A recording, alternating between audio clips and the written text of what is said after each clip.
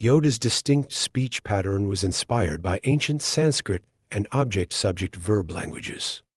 George Lucas designed Yoda to sound wise and mystical, so his reversed syntax mimics how ancient texts often read.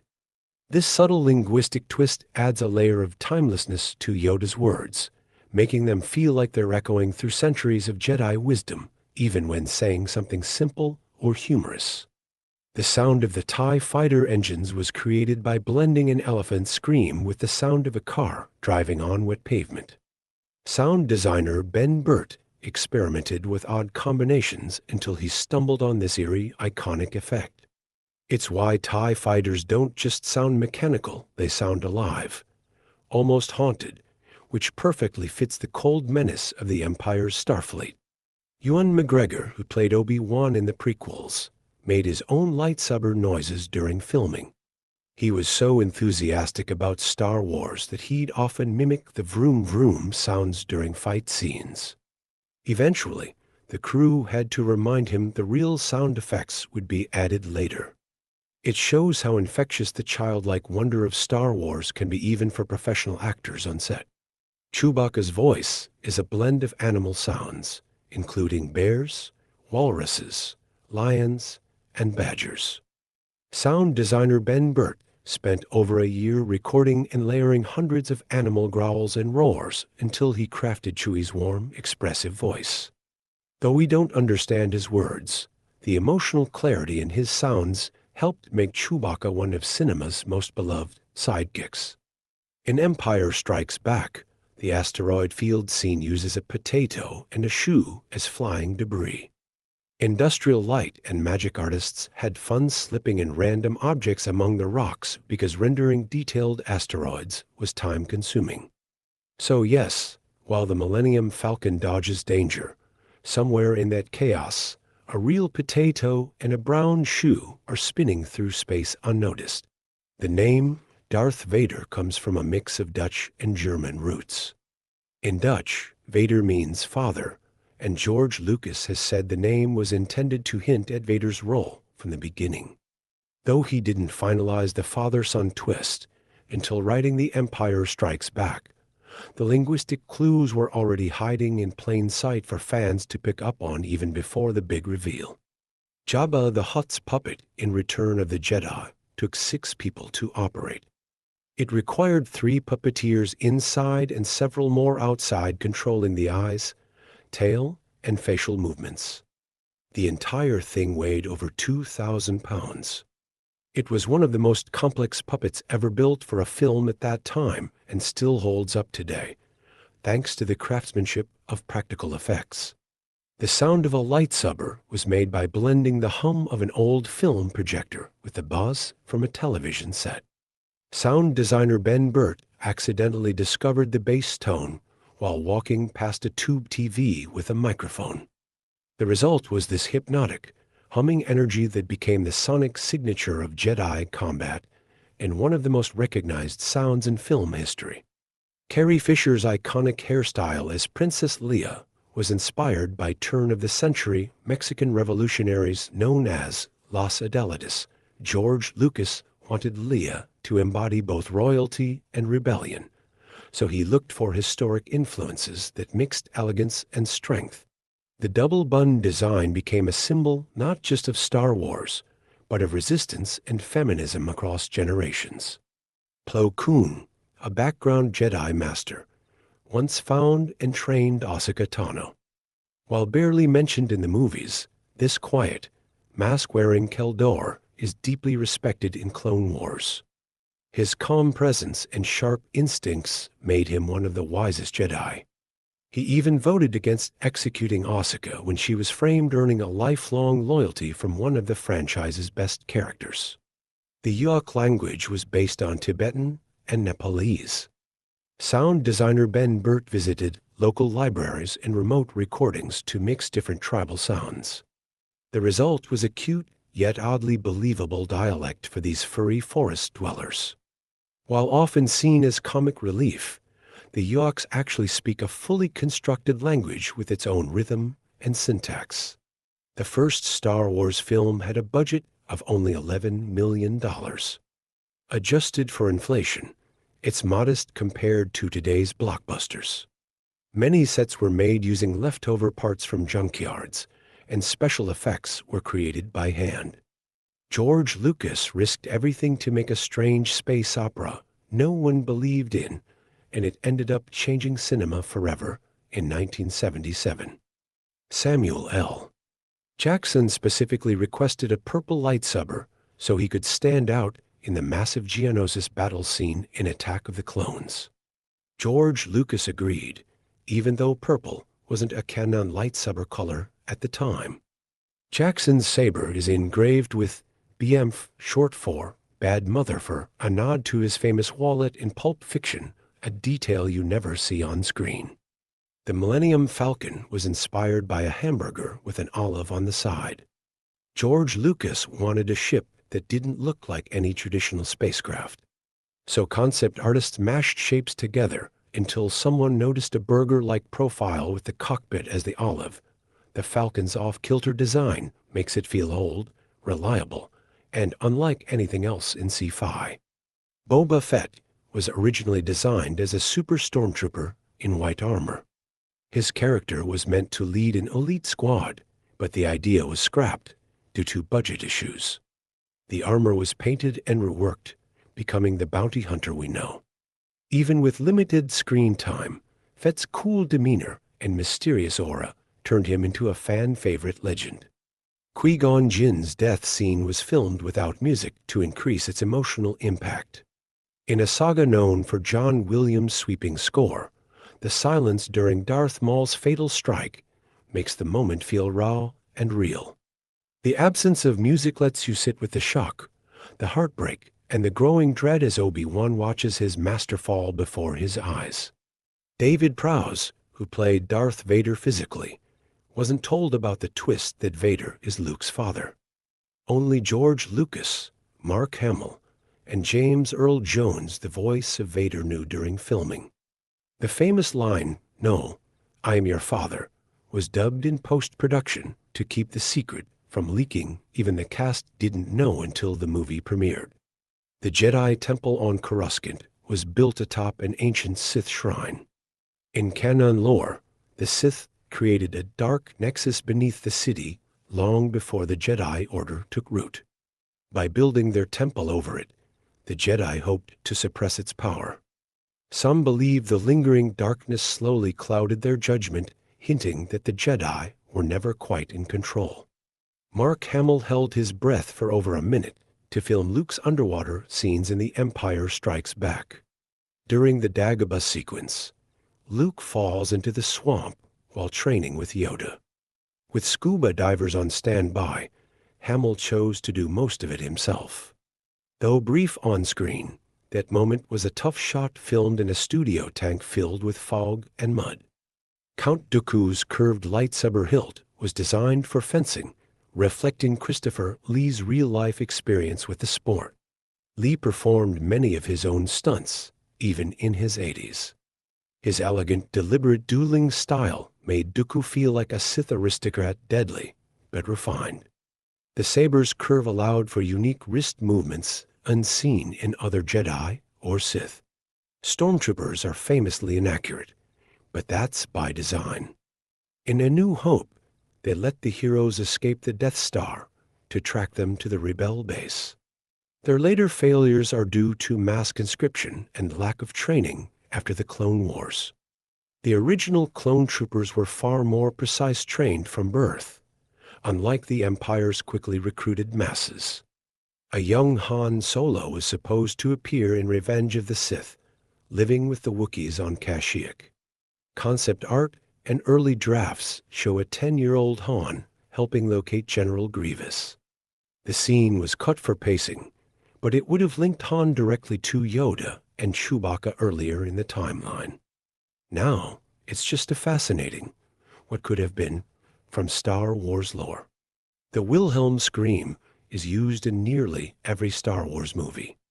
It's a stock sound effect of a man screaming, first used in a 1951 film.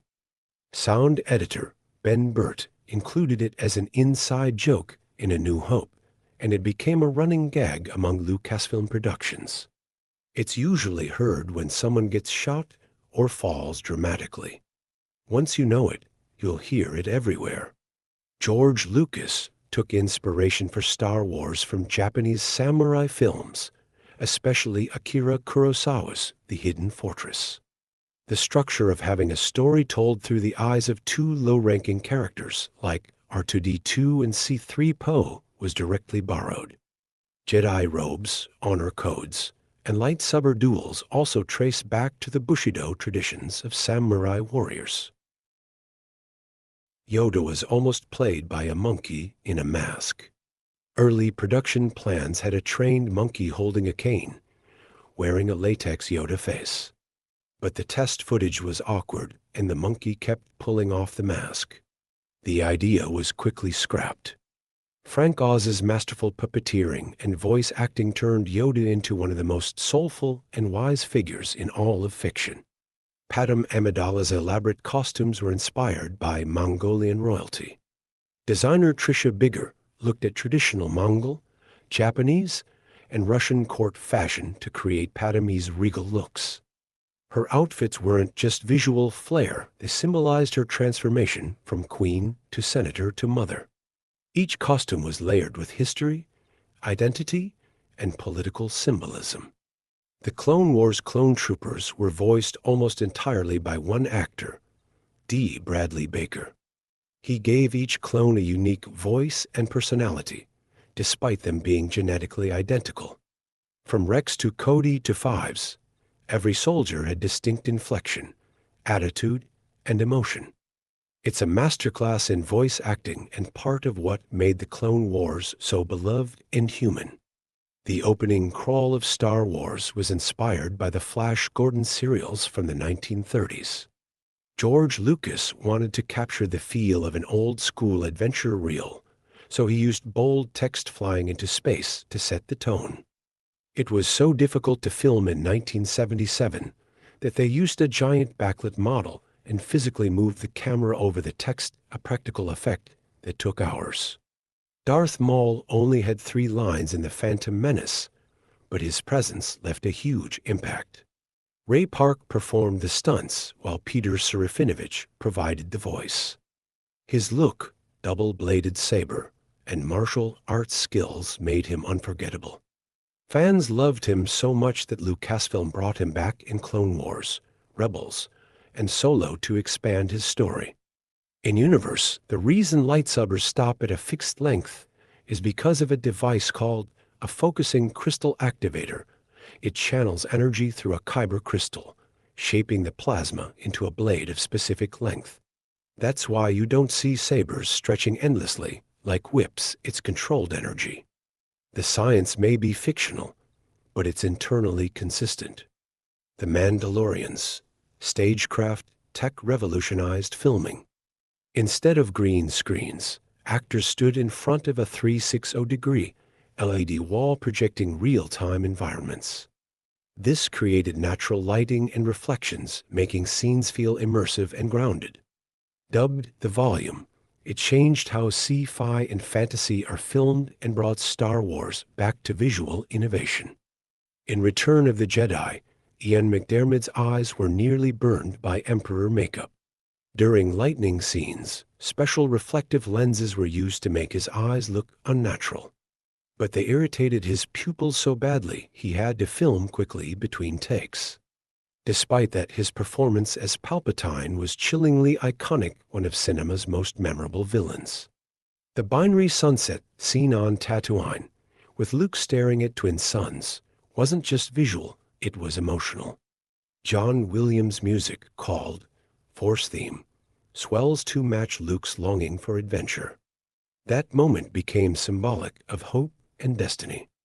In only a few seconds, it captured the entire soul of Star Wars, the quiet ache for something greater out there.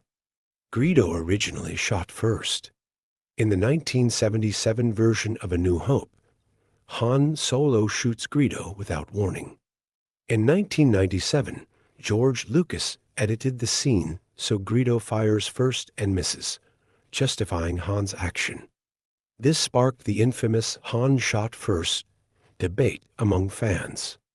It remains one of the most hotly debated changes in the special editions to this day. Kylo Ren's cracked lightsaber was unstable by design. His kyber crystal was damaged during construction, so it emitted excess energy. The cross-guard blades on the sides are actually vents to control the unstable plasma. That wild, flickering energy reflects Kylo's own emotional turmoil and refined power, constantly on the edge of spiraling out of control. R2-D2 once cursed so much, they had to bleep him. In The Empire Strikes Back, when R2 gets shocked by a swamp creature on Dagobah, he lets out a flurry of beeps and boops. The sound design intentionally mimicked the rhythm of actual swear words. The result is a moment that feels like pure comedy, even though you technically have no idea what R2 actually said. The Empire's design language was inspired by Nazi Germany. From officer uniforms to propaganda posters, the aesthetic intentionally mirrors fascist regimes. George Lucas studied World War II footage to create a visual shorthand for tyranny. That's why Star Destroyers are so angular, cold, and oppressive. They embody the brutal efficiency of authoritarian control. The name General Grievous was chosen because he was meant to embody grief. He was a once proud warrior mutilated into a machine by the Sith, driven by pain and hatred. Though he only appears briefly in the films, his backstory in Clone Wars shows he lost everything. Even his wheezing is a result of an injury from Mace Windu crushing his chest plate. The Force was originally more physical than spiritual. Early drafts of Star Wars described it as a kind of field that could be manipulated like magnetism or gravity. Only later did Lucas evolve it into something mystical, adding ideas of balance, destiny, and the light vs. dark. The introduction of midi-chlorians in the prequels added a biological layer, too. Anakin's scar between episodes 2 and 3 was never shown on screen. The origin of the scar is explained in the Clone Wars microseries, where he duels Asajj Ventress and takes a lightsaber slash across his eye. That little detail appears suddenly in Revenge of the Sith, with no mention in the films, but fans of the animated series know exactly how he got it. George Lucas initially offered Yoda to Jim Henson. Henson was too busy but recommended Frank Oz, who became Yoda's puppeteer and voice. Oz based Yoda's speech and movements on a blend of old Zen masters and eccentric uncles. The result was a character that felt instantly ancient and wise, despite being a green alien puppet with big ears and 3 fingers. Blue milk is a real drink. On set, it was Long Life milk dyed blue, used during filming in Tunisia for A New Hope. Mark Hamill said it tasted awful, especially under the desert heat. Decades later, fans could try blue milk at Galaxy's Edge in Disney Parks, a frozen coconut rice milk smoothie that tastes much better than the chalky original from 1977.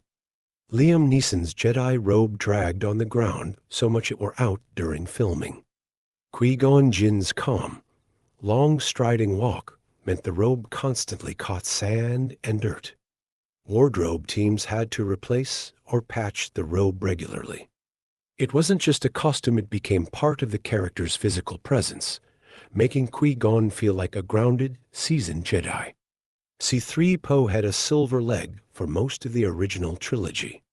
Many fans didn't notice because the metallic reflection blended with the gold and lighting. It wasn't until The Force Awakens that he got a red arm, another subtle sign of change. 3PO's mismatched limbs represent how he's constantly being rebuilt and repurposed, yet he remains the same anxious droid at heart. In Revenge of the Sith, all of General Grievous' coughs were voiced by George Lucas himself. He had a cold during post-production, and sound designer Matthew Wood recorded it for authenticity. That raw, rattling cough became a signature for Grievous, reminding us he's part machine, part organics, and deeply broken both physically and emotionally by Sith tampering.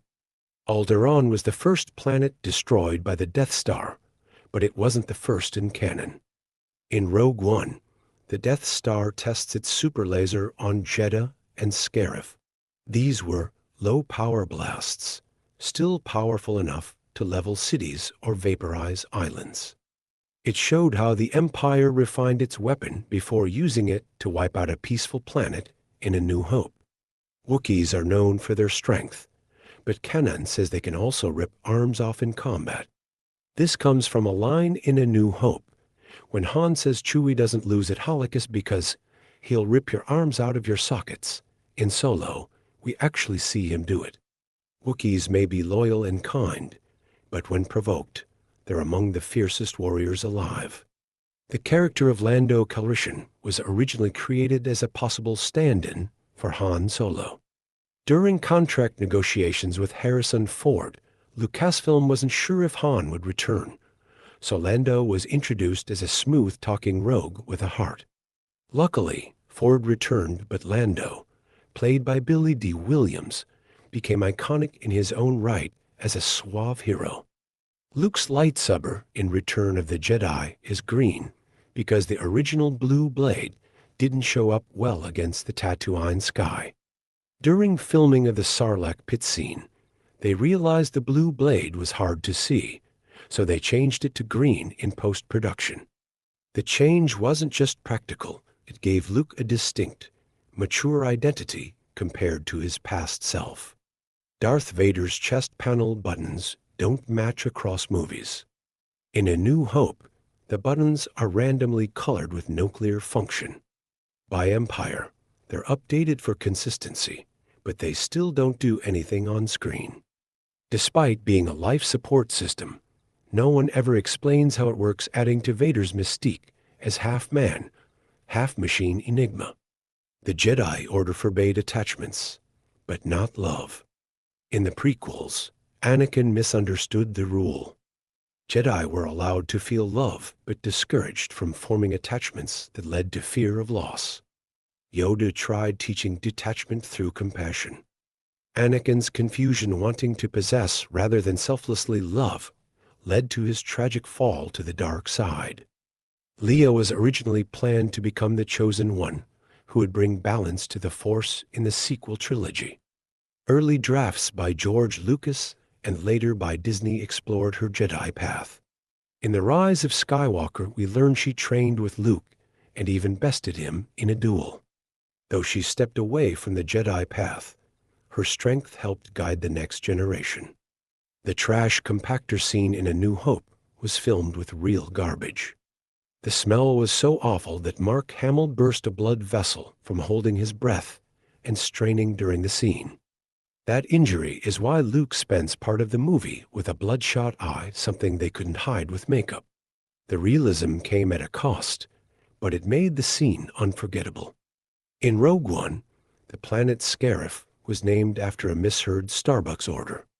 Gareth Edwards said a barista misunderstood his name and wrote Scarif on the cup. The team liked the sound of it and used it for the tropical Imperial base. The name stuck, and now it's canon. Just like that, a coffee mix-up became one of the most important battlefields in Star Wars. Lightsabers don't cut through everything. In canon, materials like Beskar and cortosis can resist lightsaber strikes. That's why Mandalorian armor can withstand hits and why duelists sometimes use cortosis blades. This adds depth to the lore. Lightsabers are powerful, but not unstoppable. Jedi must still rely on skill, not just cutting through every obstacle. The music for Duel of the Fates is based on an ancient Welsh poem. Composer John Williams used Sanskrit translations of the text Battle of the Trees, a mythic tale of war and transformation. The chanting gives the piece its haunting, mystical quality. It's not just action music, it represents fate, conflict, and the ancient spiritual forces surrounding Jedi. Jar Jar Binks was the first fully CGI main character in film history. While divisive, his creation pushed digital technology forward. Ahmed Best, who played Jar Jar, wore a motion capture suit on set an early version of tech used later in Gollum and Avatar. Without Jar Jar, today's VFX breakthroughs might have taken much longer to arrive in mainstream cinema. Darth Plagueis was mentioned only once in the films, but his legacy looms large. Palpatine's tale to Anakin in Revenge of the Sith hints that Plagueis could create life and prevent death, abilities linked to the mystery of Anakin's virgin birth. In Legends, Plagueis experimented with midichlorians. Whether canon or myth, his story haunts the entire saga. In The Mandalorian, Din Djarin rarely removes his helmet, but Pedro Pascal wasn't always inside the suit. Many action scenes were performed by doubles, including Brendan Wayne, grandson of Western icon John Wayne. Pascal later dubbed over the performance. Still, the Mandalorian's calm voice and heavy presence gave him classic gunslinger energy and heart. Vader's castle on Mustafar was designed to amplify dark side energy. The site is built over a Sith cave strong in the Force, where ancient rituals took place. In Rogue One and comics, we see Vader using the location for meditation, healing, and even trying to resurrect Padme. His home is not comfort, it's pain, chosen as a symbol of his transformation and loss. The Yuak language, Yukis, was created using altered comic and Tibetan phrases. Sound designer Ben Burt listened to tribal elders speaking rare dialects, then sped up or slowed down the audio. It made the Yuaks sound authentic without being gibberish.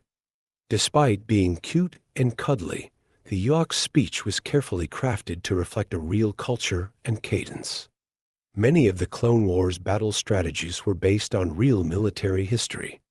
Writers consulted with historians to shape the Republic's tactics. Captain Rex's maneuvers often reflect classic flanking and guerrilla warfare, while Jedi like Anakin favored reckless frontal assaults.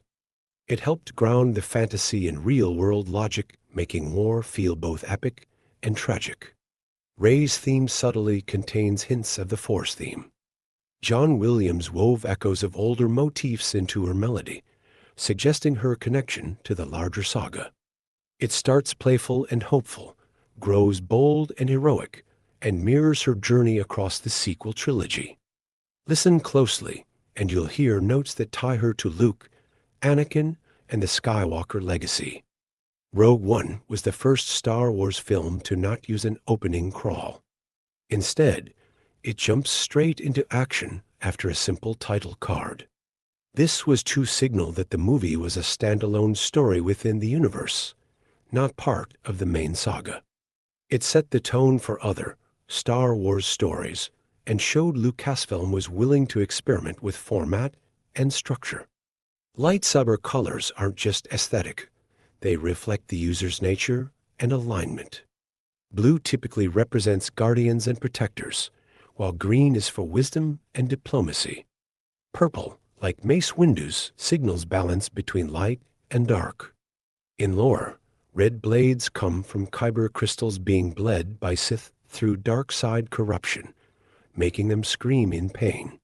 Mark Hamill voiced Darth Bane in the Clone Wars. Known for playing the heroic Luke Skywalker, Hamill showed his villainous side voicing the ancient Sith Lord, who created the rule of two. This rule, one master, one apprentice, defined the Sith for centuries. It's poetic that Luke's actor also portrayed the architect of Sith tradition in a later generation. The actor who played Wicket the Yuak, Warwick Davis, was only 11 years old when filming Return of the Jedi. He was originally just an extra, but when Kenny Baker R2-D2 fell ill, Davis stepped into the role. His charm and energy made Wicket the breakout Yuak.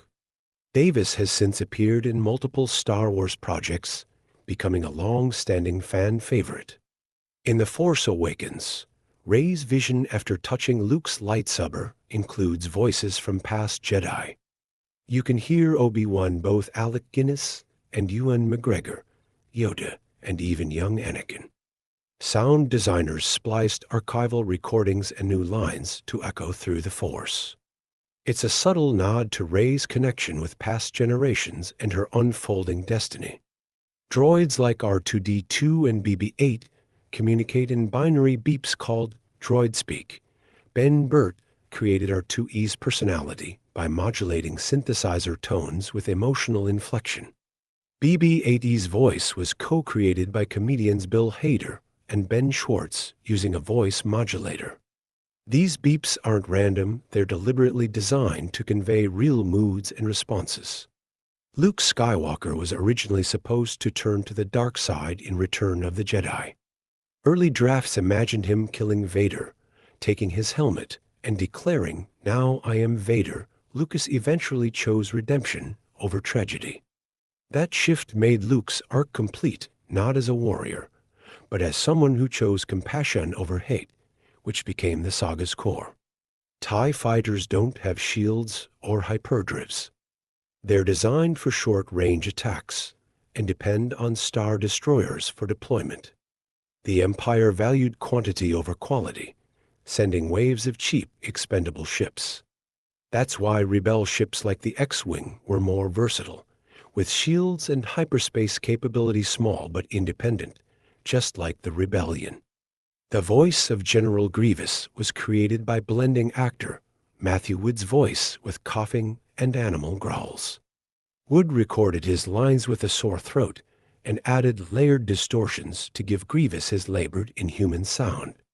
It emphasized his cyborg nature, still suffering, still angry, still clinging to identity despite being more machine than man. In Attack of the Clones, the sound of seismic charges from Jango Fett's ship was inspired by a reverse explosion. Sound designer Ben Burt used silence followed by a sudden sonic boom to catch audiences off guard. The effect was so unique that fans instantly loved it, and it returned years later in The Mandalorian, where Boba Fett uses the same weapon. C-3PO was originally sketched to look like a sleeker, silver female robot. Artist Ralph McQuarrie took inspiration from Metropolis 1927 for the design. Over time, the idea evolved into a male-coded protocol droid with golden plating and anxious mannerisms. Anthony Daniels brought 3PO to life with prissy body language, inspired by English butlers. The Jedi Council includes members from over 12 species, showing how diverse and ancient the Order was. Not all were humanoid like Yoda unknown species, Yaddle, and Oppo Rancisis with his long snake tail. The council was based on real-world councils of elders and spiritual leaders, and each seat symbolized wisdom across cultures in the galaxy. The Death Star's weakness, a small exhaust port, wasn't a plot hole. It was deliberately placed by Galen Erso, an Imperial scientist who secretly rebelled. This detail, revealed in Rogue One, reframes the saga and gives new weight to the rebellion's success. It wasn't just luck or good aim, it was hope, sacrifice, and a hidden act of sabotage that saved the galaxy. Force ghosts can choose how they appear. That's why Anakin shows up young in Return of the Jedi's Special Edition, representing the last time he was truly himself before turning. Obi-Wan and Yoda appear as wise elders, reflecting their peace in the Force. Canon suggests spirits retain consciousness and can guide the living one of the Jedi's deepest mysteries. In the Clone Wars, Anakin's apprentice Ahsoka Tano walks away from the Jedi Order. It was one of the boldest character arcs in Star Wars, showing how the Jedi lost touch with compassion and justice. Ahsoka's departure echoed Anakin's growing disillusionment and foreshadowed his fall. But unlike Anakin, she found her own path and stayed true to the light. The word Padawan was invented for the Phantom Menace. It wasn't used in the original trilogy, though the concept existed. It's derived from the Sanskrit pad, meaning step, and wan, an English suffix meaning learner. The term has since become part of everyday language among fans, often used to describe someone learning or being mentored. Yoda's fighting style, Ataru, is all about agility and rapid movement. It looks unnatural for his small size, which is why his duel with Count Dooku stunned audiences. Ataru is a high-energy form requiring intense acrobatics, usually not recommended for older Jedi. But Yoda's mastery of the Force lets him defy his age and unleash stunning flips and strikes. The Millennium Falcon's cockpit is off-center, and that design was inspired by Wee bombers like the B-29. Lucasfilm wanted the ship to feel asymmetrical, scrappy, and functional. That off-kilter look makes it feel lived in and real, just like Han Solo himself. Despite its quirks, it remains the fastest ship in the galaxy, thanks to constant custom upgrades. Obi-Wan's alias Ben was never fully explained in the films, but the Kenobi series hints it was a way to bury his identity. He chose Ben to live humbly and avoid recognition while watching over Luke. The name is common, unassuming. It reflects Obi-Wan's exile, a Jedi hiding in plain sight, haunted by loss, yet still holding on to hope for the future. The Jedi mind trick works only on the weak-minded. It fails on species like Toydarians like Watto and Hutts, who have natural resistance. This limitation keeps the power from being too overpowered and shows that persuasion isn't always about magic, it requires insight. Jedi often study psychology and cultural nuance to know when and how to use it. The Force is actually a cosmic parasite. What if the Force isn't a mystical energy field, but a living entity that feeds on life itself? It grants power to those who use it, but in return it drains them, slowly corrupting or consuming Force users over time. Darth Plagueis is still alive, but exists outside of time. Plagueis could supposedly manipulate life and cheat death, but what if he found a way to exist outside of time itself? Instead of dying, he may be watching everything unfold, waiting for the perfect moment to return. Palpatine's secret clone war. What if Palpatine had a second clone army hidden in the unknown regions? Unlike the Kaminoan clones, these were infused with Sith alchemy, making them stronger and more obedient. This hidden force could have been his backup plan in case of failure, explaining why the First Order emerged so quickly. After the Empire's fall, perhaps Snoke himself was a failed attempt at mass-producing a Sith-powered clone leader. The Force is an ancient AI. What if the Force is not mystical, but an ancient intelligence guiding the galaxy? The Jedi and Sith may believe they are using the Force, but they are actually being manipulated by a system far older than civilization itself. This AI could be the reason history repeats and why prophecies exist. The Chosen One may not be a person, but a protocol designed to reset the balance whenever things spiral out of control. Palpatine's true plan for the Jedi. Palpatine didn't want to destroy the Jedi completely. What if his real goal was to convert them into dark side warriors by slowly twisting their beliefs? He could have planned for the Jedi to rebuild under his control, using Sith teachings disguised as wisdom. Luke's academy may have been part of this trap. If the Sith knew they could never wipe out the Jedi, they may have settled for corrupting them instead. Exegol wasn't Palpatine's world.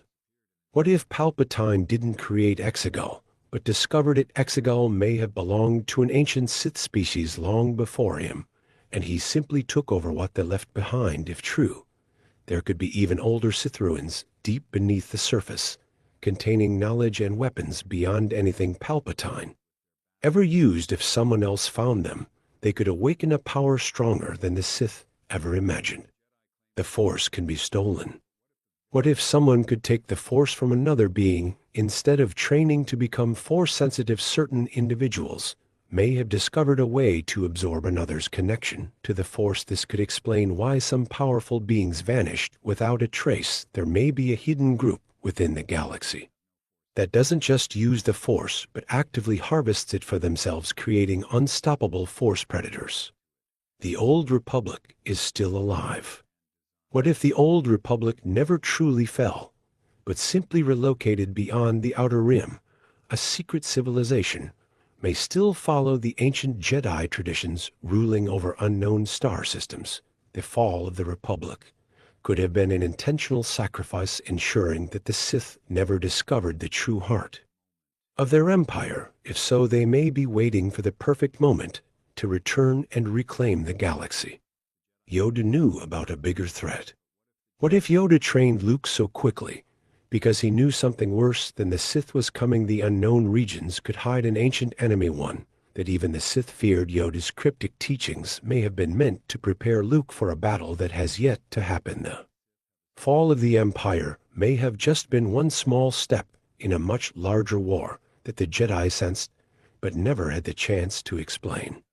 The true origin of the dark side. What if the dark side was never part of the Force originally, but an infection from an outside entity, a force beyond the galaxy, may have corrupted the natural order, twisting the Force into something violent and chaotic? This could mean the Jedi and Sith are both wrong about balance. The true goal of the Force may not be light or dark, but to purge the corruption that has been manipulating both sides for eons. The Jedi erased a dangerous Force power. What if the Jedi once had knowledge of a Force ability so dangerous they erased it from history? This power could have allowed users to manipulate time or even rewrite reality itself. It may have been used during ancient wars, causing catastrophic damage. The Jedi Order may have decided that no one should wield such control over existence and buried all records, ensuring the ability would never return to the galaxy. Darth Vader's armor was a cage. Vader's armor was built to keep him alive, but what if it was also designed to trap his true potential? Palpatine may have used Sith runes and hidden technology to suppress Vader's raw power, ensuring he never surpassed his master. The suit could have been an artificial limiter preventing him from healing completely or tapping into the full depths of the Force, keeping him dependent on the Emperor's control forever. The lightspeed barrier was artificial. What if the reason ships can't travel instantly across the galaxy isn't due to physics, but because the Force is preventing it? Jedi and Sith may have once traveled anywhere instantly through hyperspace, but something caused the Force to limit their ability. If this barrier was ever removed, civilizations could expand beyond the galaxy itself and find other planets that have never been touched by the Force before. The Jedi originally worshipped a living Force god. What if the Jedi were once a religious order worshipping a physical being that embodied the Force? Over time, their teachings evolved, and they forgot their original god. This being may still exist, watching the galaxy, but unable to interfere. The Sith may have discovered traces of it and twisted the truth, hiding the knowledge to ensure that no Jedi would ever seek out the true source of their power. Darth Vader's helmet was a Sith artifact. What if Vader's helmet wasn't just armor, but an ancient Sith relic imbued with dark power? Palpatine may have designed it using Sith alchemy to keep Vader in line. The whispers he heard weren't just in his head, but actual dark spirits trying to push him further into the dark side. If Luke had worn it, he might have felt the same pull, meaning Vader's control over himself was a constant battle against its influence. The lightsabers were originally meant to heal. What if kyber crystals weren't supposed to be weapons, but were once used for healing? Ancient Force users may have used them to repair wounds or even bring people back from the brink of death, but over time, their purpose was corrupted. The Jedi and Sith may have forgotten their true potential. If this knowledge was ever rediscovered, lightsabers could become more than weapons and be used to truly restore life. The Chosen One prophecy was mistranslated. What if the prophecy of the Chosen One was never about balance at all, but something entirely different? Jedi texts may have mistranslated it, leading them to believe Anakin was meant to destroy the Sith, when he was actually meant to do something much bigger. If the real prophecy is still out there waiting to be interpreted correctly, then the true Chosen One may not have even appeared in the galaxy yet. The Jedi were originally nomads. What if the Jedi weren't always an organized order, but started as wandering monks who followed the Force without rules or restrictions?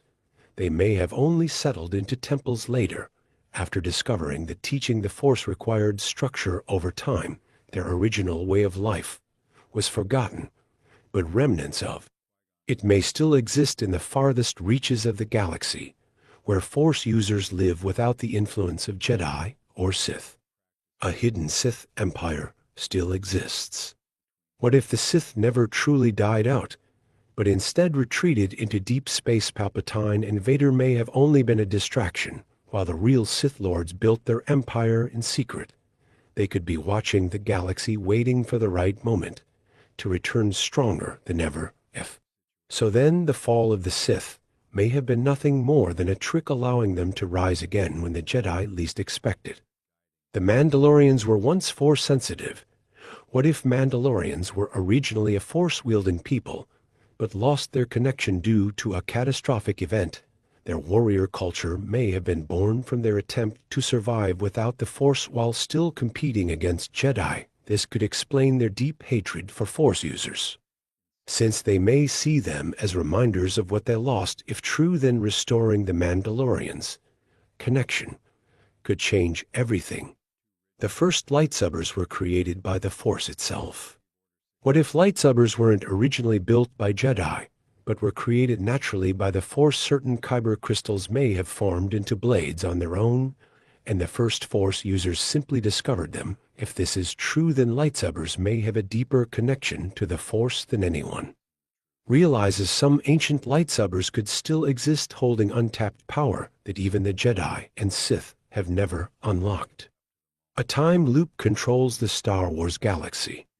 What if history keeps repeating itself because the galaxy is trapped in a time loop? Jedi rise, Sith take over, a hero appears, and balance is restored, only for the cycle to begin again. The Force may be maintaining this loop, ensuring that the battle between light and dark never truly ends. If someone could break free from the cycle, they might uncover the true nature of the Force and find a way to change the galaxy permanently. The unknown regions hold the key to the Force's origins. What if the unknown regions aren't just uncharted space, but where the Force itself originated? The strange disturbances and dangers found there may not be natural, but defenses created to keep outsiders away. If the Jedi or Sith ever reached the true source of the Force, they might unlock abilities beyond imagination, or risk destroying the balance forever. The Force's true nature may be something far more mysterious than anyone realizes. The Jedi once had a secret third faction. What if there was once a third group within the Jedi, who neither followed the light nor dark side, but something in between? This faction may have believed in using emotions to strengthen their connection to the Force without falling to corruption. The Jedi Council may have erased them from history, fearing their ideas were too dangerous. If any remnants of this lost faction exist, they may hold the key to truly balancing the Force. The first Jedi may have been artificially created. What if the first Jedi weren't naturally Force-sensitive, but were created through ancient technology? An advanced civilization may have experimented with midi-chlorians to artificially create beings with a deep connection to the Force. If this technology still exists, it could mean Force sensitivity isn't a natural gift, but something that can be given to anyone. If discovered, it could change the entire future of Force users. Hyperspace travel is actually connected to the Force. What if hyperspace isn't just a scientific phenomenon, but is tied directly to the Force? The reason why Jedi can navigate hyperspace better than others may be because they are unconsciously feeling the Force guiding them. Ancient hyperspace routes may have been created by powerful Force users who could manipulate space itself. If true, then unlocking the true nature of hyperspace could lead to Force abilities beyond imagination. The Force wants the Jedi and Sith to disappear. What if the Force doesn't favor Jedi or Sith, but is actually trying to eliminate both? The constant battle between light and dark may be disrupting the Force's natural balance. The Chosen One prophecy may not have been about destroying the Sith, but about ending both orders entirely. If true, then the Force may be working in secret to erase all Force traditions so something new and more balanced can take their place. There's a third side of the Force no one knows about. What if the Force isn't just light and dark, but has a third side no one understands? Some Force-sensitive beings may have discovered this hidden path, but were erased from history before they could share their knowledge. If someone unlocked this power, they might be able to transcend the struggles between Jedi and Sith. If true, then the Force may hold abilities that no one in the galaxy has even begun to imagine. The Bounty Hunters Guild has a dark secret. What if the Bounty Hunters Guild is more than just a collection of mercenaries and actually has ties to something ancient? Their traditions and rules may have come from a lost warrior order that predates the Jedi and Sith. The guild may secretly hold knowledge of the Force without realizing it. If their origins were ever uncovered, bounty hunters could become more than just hired guns and instead rise as a new Force-wielding faction. The first Jedi may have been artificially created. What if the first Jedi weren't naturally Force-sensitive, but were created through ancient technology? An advanced civilization may have experimented with midichlorians to artificially create beings with a deep connection to the Force. If this technology still exists, it could mean Force sensitivity isn't a natural gift, but something that can be given to anyone. If discovered, it could change the entire future of Force users. The Sith created the rule of two to hide something. What if the rule of two wasn't just about limiting Sith numbers, but a way to keep a greater secret hidden? The Sith may have discovered an ancient power that required a master and apprentice to maintain. If more Sith existed, the balance could break, unleashing something worse than any dark side user. If the rule of two was ever abandoned, whatever the Sith were guarding might escape and consume the entire galaxy. A hidden planet holds the source of the dark side.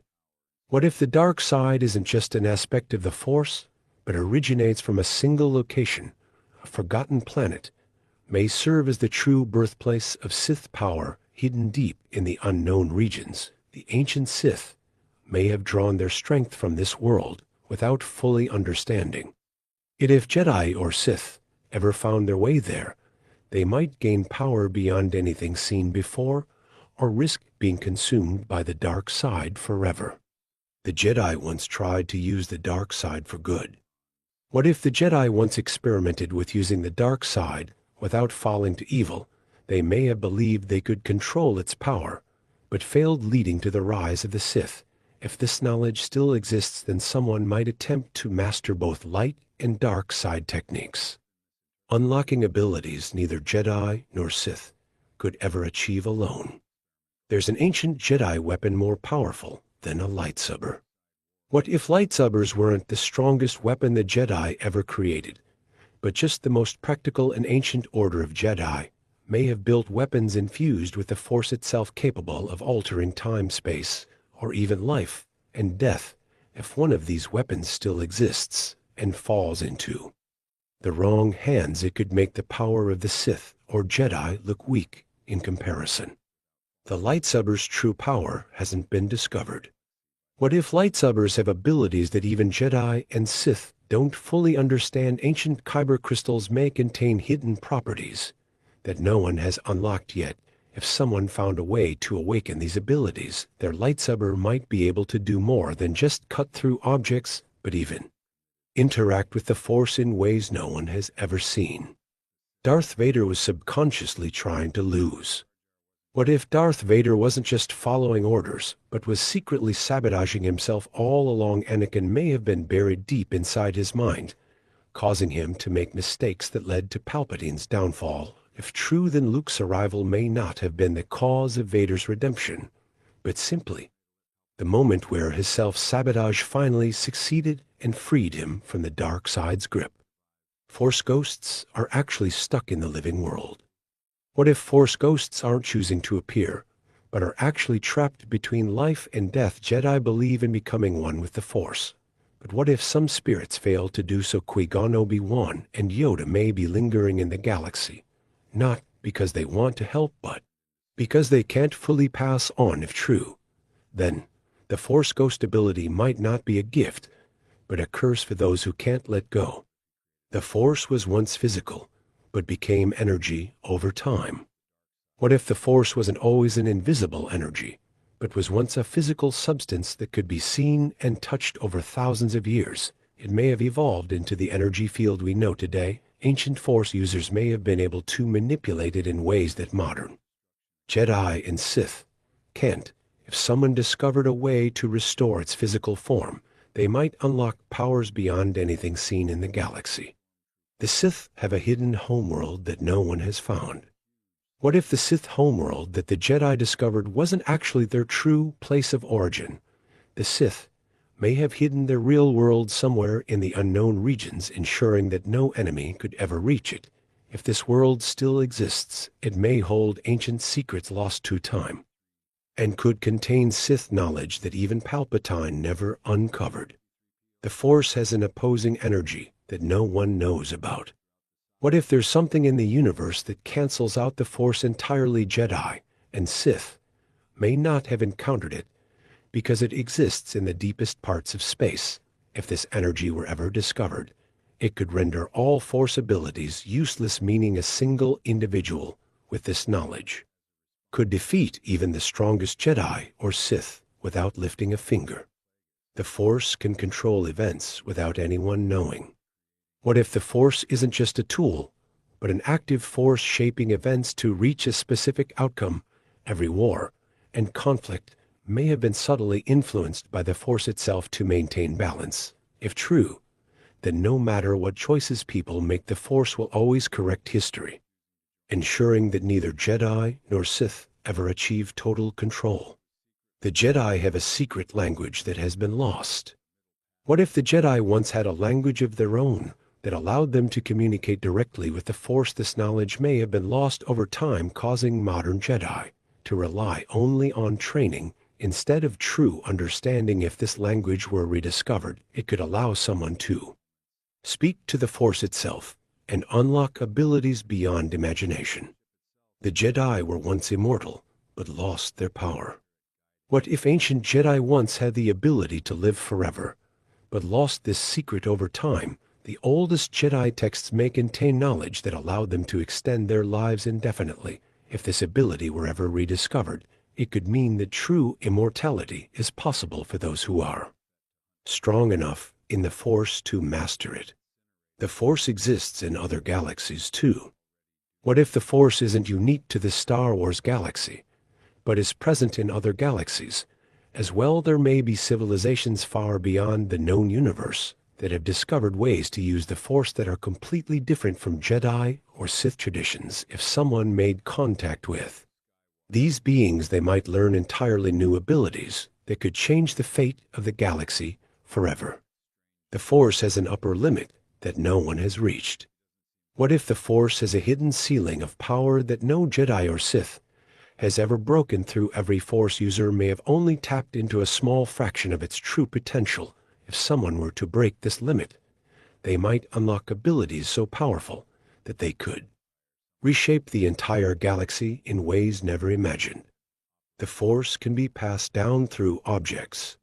What if the Force isn't just tied to living beings, but can be transferred into objects over time? Ancient relics may contain stored Force energy from their previous owners, allowing someone to access their abilities by using the right artifact. If true, then an individual could collect and absorb different Force powers by gathering these objects. There's a lost planet that creates Force users. What if there's a planet hidden somewhere in the galaxy that naturally enhances Force sensitivity? Anyone born on this world may develop a deep connection to the Force without training. If the Jedi or Sith ever found this planet, it could allow them to create the strongest Force users in history, or even change the way the Force itself is understood. Hyperspace travel was discovered using the Force. What if hyperspace wasn't a scientific breakthrough, but was originally mapped using Force abilities? Ancient Force users may have guided ships through unknown space using their connection to the Force. If this was true, then hyperspace travel may still have a hidden connection to the Force that modern pilots don't even realize they're using. The Force is actually a cosmic parasite. What if the Force isn't a mystical energy field, but a living entity that feeds on life itself. It grants power to those who use it, but in return it drains them, slowly corrupting or consuming Force users over time. Darth Plagueis is still alive, but exists outside of time. Plagueis could supposedly manipulate life and cheat death, but what if he found a way to exist outside of time itself? Instead of dying, he may be watching everything unfold, waiting for the perfect moment to return. Palpatine's secret clone war. What if Palpatine had a second clone army hidden in the unknown regions? Unlike the Kaminoan clones, these were infused with Sith alchemy, making them stronger and more obedient. This hidden force could have been his backup plan in case of failure, explaining why the First Order emerged so quickly.